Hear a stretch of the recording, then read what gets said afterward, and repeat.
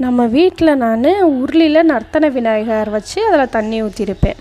First வந்து உருளி எதுக்கு வச்சுருக்கேன்னு சொல்லிடுறேன். உருளியில் வந்து நீங்கள் தண்ணி ஊற்றி வச்சிங்கன்னா, அதாவது காலையில் தண்ணி ஊற்றி வச்சிங்கன்னா அடுத்த நாள் காலையில் அந்த தண்ணியை கீழே ஊற்றிடணும்.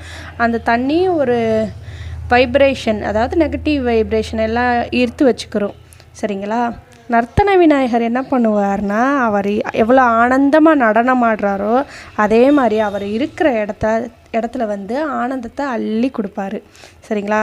அப்படியே நம்ம அவரை பார்த்தோட்டி ஒரு மன அமைதி, சாந்தமாக நம்ம வெளியில் ஆஃபீஸ் போயிட்டு வரோம், ஏதோ ஒரு ஸ்ட்ரெஸ்ஸு, ஏதோ ஒரு டென்ஷன் அப்படின்ட்டு வருவோமா, அப்படியே நம்ம மைண்டை காமாக்கிடுவார். அவரை பார்க்கும் போது அப்படியே காமாயிரும். சரிங்களா? ஸோ இது ரெண்டையும் சேர்த்து வச்சுருக்கேன் நான். காலையில் தண்ணியை மாற்றிடுவேன். மாற்றிட்டும் போது அந்த ஃபஸ்ட்டு டே ஏதோ வைப்ரேஷன் நம்ம என்ன இருந்தாலும் அது கீழே ஊற்றிட்டு அடுத்து புது தண்ணி அப்படி டெய்லி மாற்றிட்டே இருப்பேன். நல்லாயிருக்கு.